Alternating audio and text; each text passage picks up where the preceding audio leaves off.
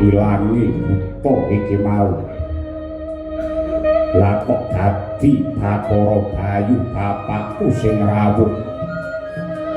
ora liwat basaku katur Bayu Dewaku Pastungkara sidang sekaring bawana langgeng iya Ulup Bratasena wis ndak tampa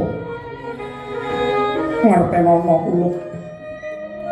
sejatine jeneng ulun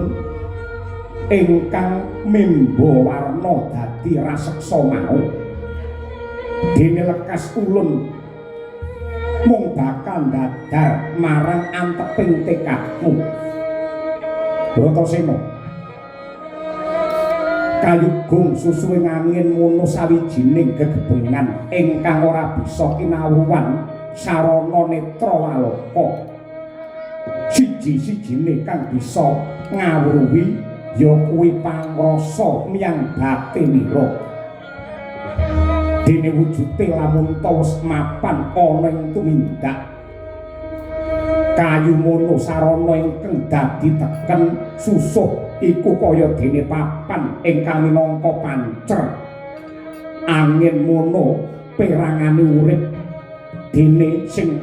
kudu ndok tindakake ripalungguhan iki kudu nyemplung ana ing samudra Minangkabu samudra Minangkabu kuwi tegese minang pacangan Kabu Wiyati